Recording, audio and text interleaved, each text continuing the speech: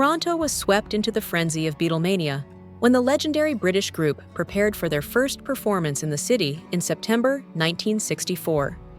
Among the captivated fans was 16-year-old Tasia Richards, who became swept up in the thrill of the moment.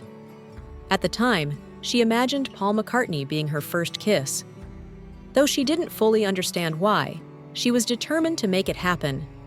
Years later, Richards shared her experience with Yahoo, hoping it might encourage others to chase their dreams.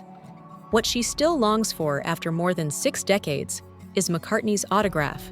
She explained that her fascination was so strong, she would pray for the kiss to come true, surrounded by her Beatles memorabilia.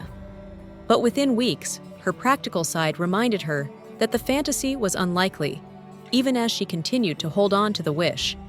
The Beatles returned to Toronto in August 1965, and again in 1966.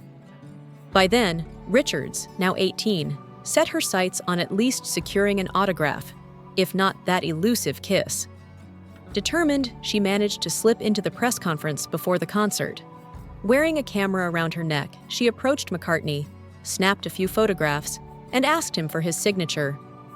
Without a pen or paper on hand, he gestured toward a man at the podium, who assured her she would eventually get it.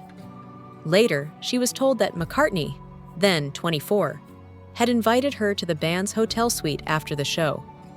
While her friends stayed to enjoy the concert, Richards prepared herself in the bathroom, doing her hair and makeup before heading to the King Edward Hotel. When she arrived on the 8th floor, the same man from the press conference greeted her, took her jacket, and welcomed her inside. She recalled George Harrison introducing himself, to which she teasingly replied that of course she knew who he was. McCartney eventually entered the room, touched her shoulder gently, and told her he was glad she had come.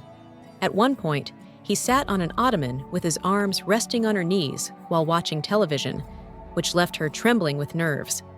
They later moved into a dimly lit bedroom, where McCartney sat on the bed, smoking, while she cautiously asked if she could perch on the edge. Attempting to strike up conversation, she suggested doing an interview and asked whether yesterday held special meaning for him. McCartney dismissed the idea, steering the interaction toward casual conversation instead. The two spoke about various topics, including religion. Richards, still very naive, remembered him as the first man she had ever heard say he didn't believe in God. When she asked to remove her uncomfortable shoes, he jokingly remarked that as far as he was concerned, she could remove everything, something she laughed off. Talk eventually shifted toward intimacy, and Richards admitted she didn't believe in sex outside the right circumstances, which surprised him. It was then she realized why she had been invited upstairs, revealing that she was the girl who had once tugged at his tie, and that she wanted a kiss from him. She noticed McCartney at first doubted her story, but soon he stood up, removed his shirt, and called her over. That night, Richards received what she remembered as a 3-step kissing lesson from Paul McCartney himself.